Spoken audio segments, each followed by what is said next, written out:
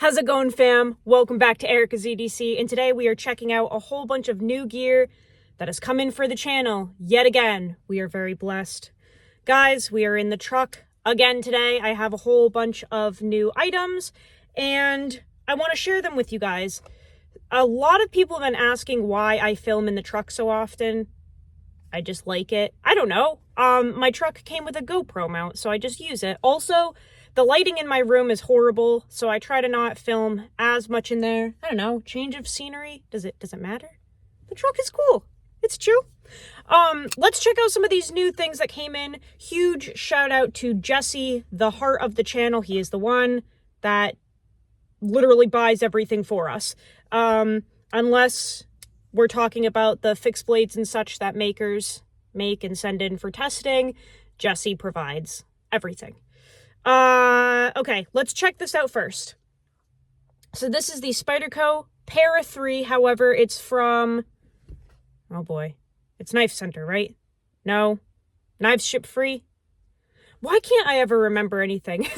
You'd think I'd be good at this by now. Basically, it's a modded Para 3 in S45 VN, but this thing is decked out, so it has the skinny mods from Applied Weapons Tech, like the skinny scale mod. So this is the black G10, but it's been thinned out from Applied Weapons Tech, and they did their version of the skinny mod. So it's got the finger choil here. A lot of skinny mods that you see don't have that. They're just like whoop. But this one has that, so you can hold it like this and still have a really good grip. You can move up, same thing. And it's just the stock G10, but skinnied. And then the guy's name was DC. That's Knife Center, right? I don't know, man. There are too many. Knife Center, knives ship free. We love knives. I don't know. This is acid stone washed, and the clip is done too. Really nicely done. Just incredible work from DC, wherever he is, whoever he is. This knife bit me pretty good the moment I got it. I went to Spidey flick it, and I got my middle finger. It like jumped out and bloop, right in my finger. But this thing is very cool. Now, we've already tested the Para 3. We've already tested skinny scales. We've already tested S45 VN. So, why did we get this? Because I have a spare S110V blade with no body, just the headless horseman. So we picked up this. We're going to put the S110V blade in here and test that steel because it's been sitting in my knife box for what feels like 2 years now. And because I didn't have a body for it, I haven't even been able to test it. So we're going to run S110V, but I did want to show you guys how cool this blade was because I just think that the acid etch on this looks really cool, and whoever did this did a phenomenal job. I really need to be more prepared with these videos. Like, sometimes I'm pretty on it, and days like today, impromptu video, just so beyond not with it. But the show must go on. Let's look at the Streamlight Wedge XT. So this is a flashlight that I've been wanting to test. The original Wedge, I think it's called, is like way longer, and it's always intrigued me, but it's just been too long.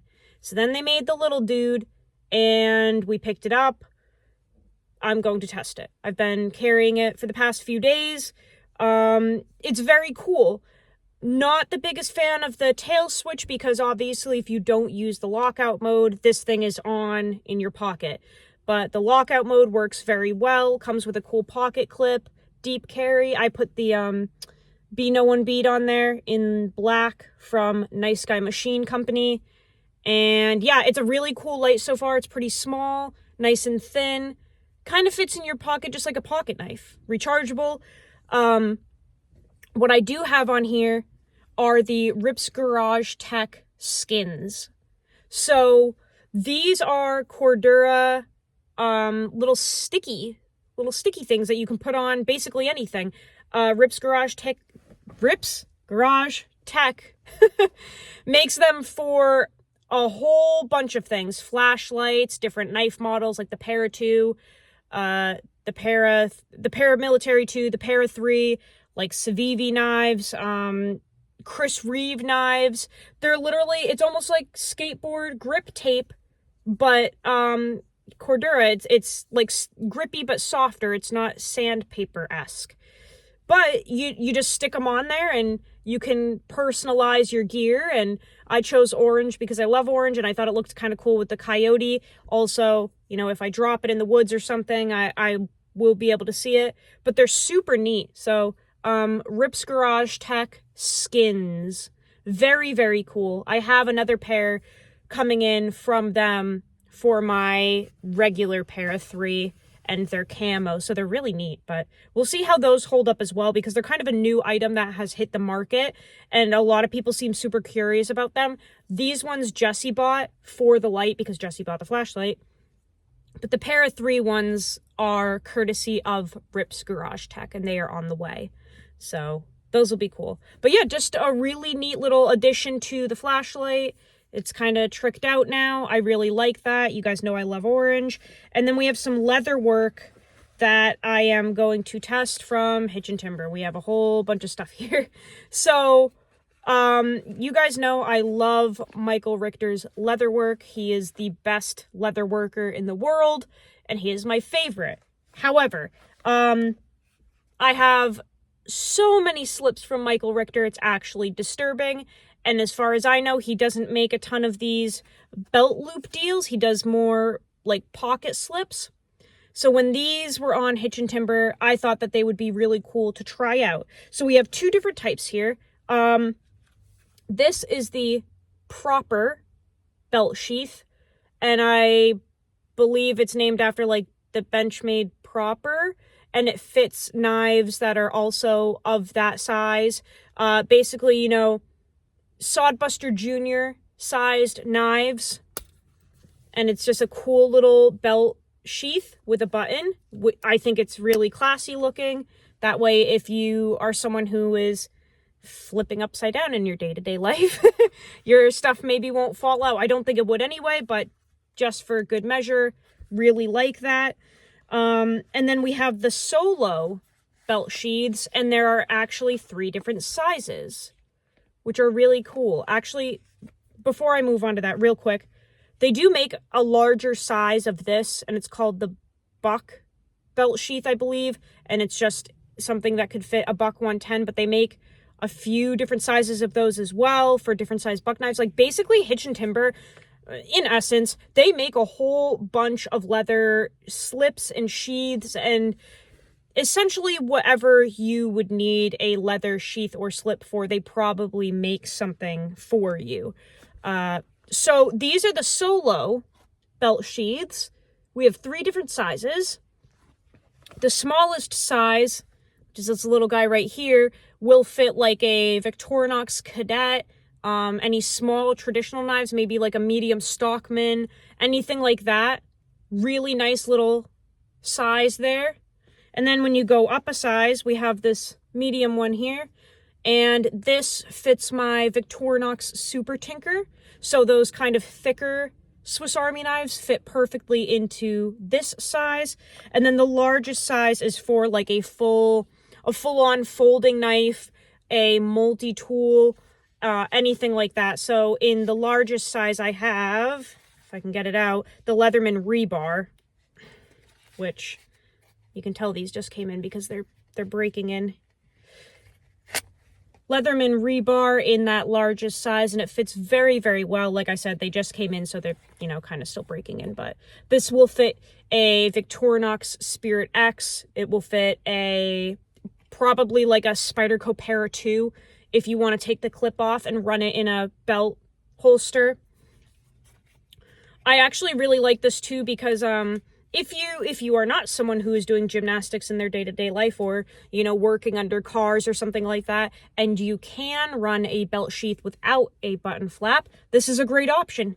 Easy access. I'll be able to push this up and out much better once it breaks in, but if you don't need that coverage on the top, this is a great option for an open concept belt sheath. I also have found that when I put this on today, the way it carries is the most comfortable in any belt sheath I have ever used. And I have a really old video on this, but basically for a while I was running Tale of Knives belt holsters, and because they're so long, it took up too much of my back, and I ended up getting like some back problems for a little while from wearing that. So I ditched that whole concept for a hot second, and now I'm back. And because this is such a slim carry, and something about where they place the belt loop, I can't feel this on my body even when I sit down in the truck, when I'm moving. Like, it does, I don't feel that pressure, and I don't feel that tension on that part of my back at all. I genuinely do not notice that this is there. And that's what I've been looking for, because I really enjoy carrying a full-size multi-tool. But I'm such a small-framed human being that those belt holsters where the belt goes in one side and around the back and out the other, and like, you know, kind of frames your body, those really make my back uncomfortable and my hips. So something about the way that they placed this belt loop and how small it is, you know, how wide it is, being a little bit of a slimmer carry, something about this works for me, and it's very comfortable, and I do not notice it at all. So those are some things that have come in. We have a couple more fixed blades coming in. I think the last one will be coming in April, and that will kind of conclude the grouping that we are going to test for the rest of the year. We're just waiting on that one 10V splinter from the scrawny lumberjack, and he randomly took a trip to Indonesia. Way to go. Just kidding. It was like a surprise trip from his family, but it threw his production time off, and now that knife won't be to me until like end of April probably. But once that gets here, we're gonna start the fixed blade testing. Basically everything else is here other than like 2 blades, I think. Just a whole bunch of fun stuff coming in for sure. But those are all the goodies that have come in. And, you know, like I said, I'm really, really grateful that Jesse gets this stuff for me, because I'm not monetized. YouTube doesn't pay me, so I'm very blessed to have friends. But, oh, look, they're both home. Everybody's coming home. I will see you guys later. I hope that you have a great day. Go use your shit. Learn how to sharpen your knives. I will see you in the next video. I love you so much, fam. Take care.